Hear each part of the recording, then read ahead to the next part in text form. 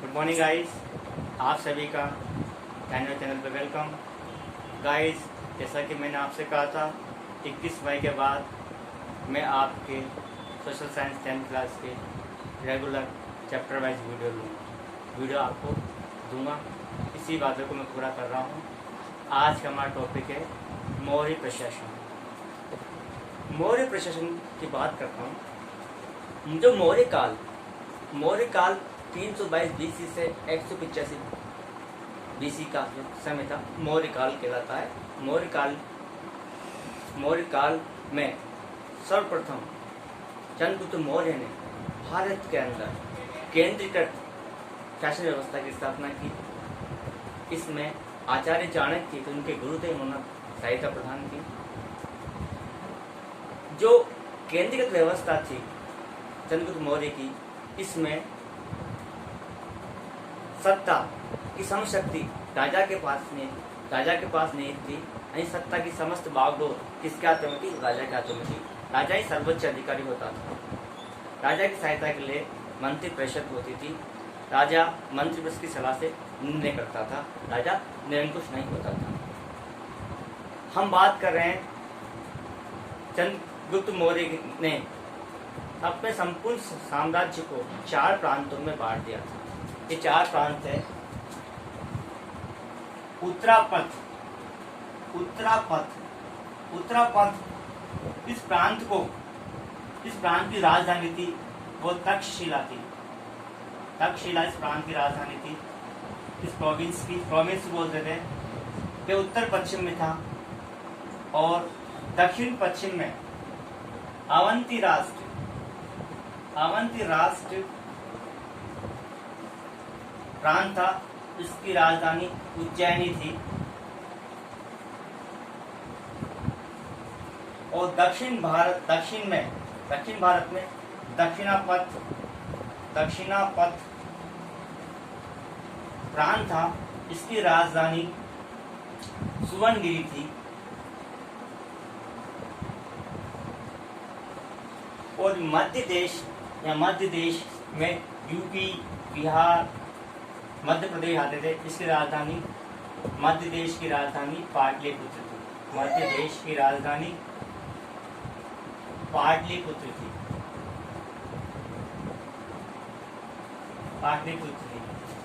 ये तो सम्राट चंद्रगुप्त के समय 4 प्रोविंस थी। पहली उत्तरापथ, इसकी राजधानी तक्षशिला।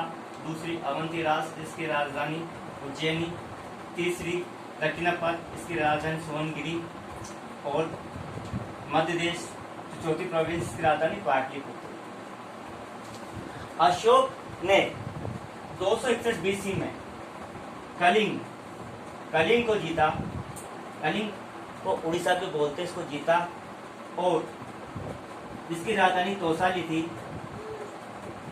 इस प्रोविंस की राजधानी बनाया। कलिंग की जो राजधानी तोसाली बनाया। इस प्रकार अशोक के समय मौर्य साम्राज्य 5 प्रांतों में विभक्त था। अब इन प्रांतों का शासन राजकुमार संभालते थे। इन प्रांतों को संभाल। उन्हें आर्य पुत्र भी बोलते थे, आर्य कुमार भी बोलते थे।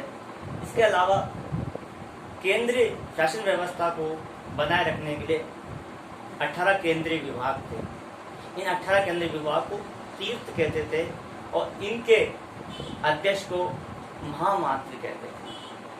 इसके अलावा कुछ अन्य महत्वपूर्ण प्रशासनिक पद थे। उसमें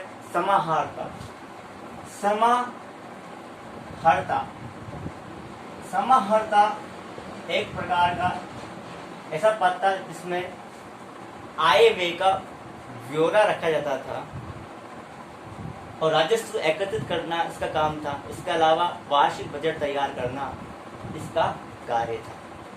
इसके बाद मैं बात करता हूँ सन्निधाता कोषाध्यक्ष को बोलते। सन्निधाता कार्य संपूर्ण साम्राज्य में अलग अलग प्रांतों में कोष गृह की स्थापना करना तथा अन्नागार की स्थापना करना। अन्नागार की स्थापना इसलिए की जाती थी ताकि अकाल के समय जनता को राशनिंग की व्यवस्था की जाए, यानी राशन उपलब्ध करवाया जाए।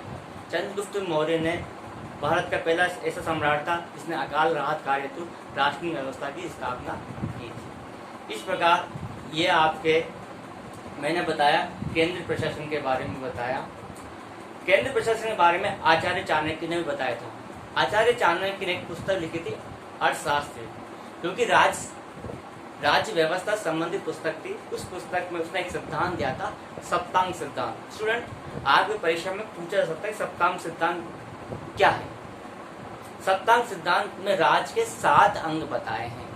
राज्य के 7 अंग बताए हैं। पहला अंग था राजा, दूसरा अमात्य, जनपद, दुर्ग, सेना, मित्र, ये और कोश।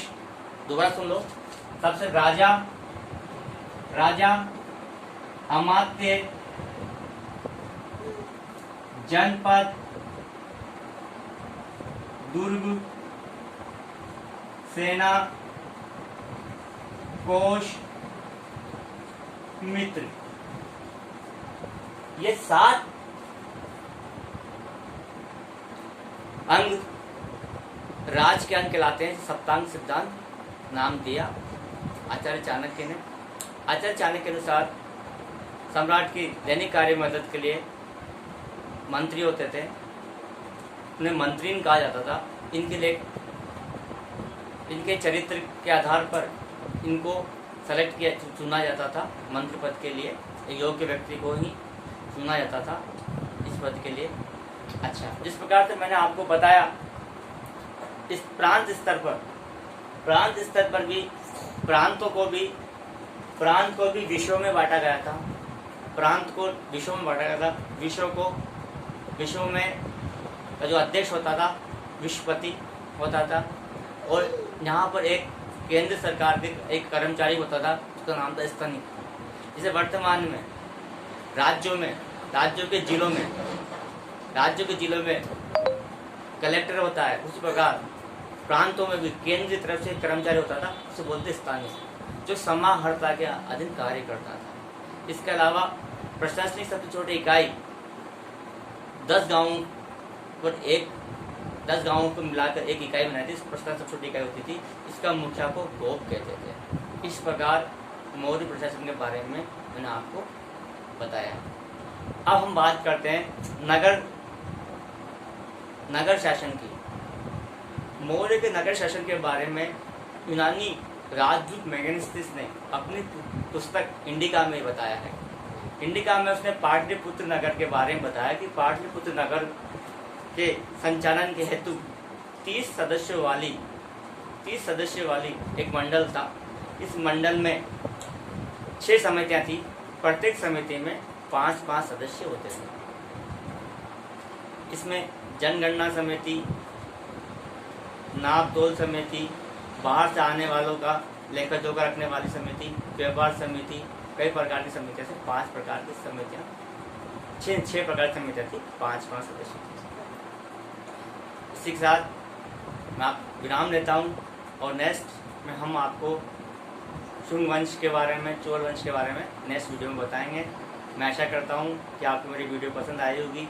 लाइक करें, कमेंट करें। कुछ गलतियाँ हो तो आप कमेंट्स में हम बताएं, ताकि हम उसको सुधार करेंगे। इसी के साथ मैं अपनी वाणी को विराम देता हूँ। जय हिंद, जय भारत।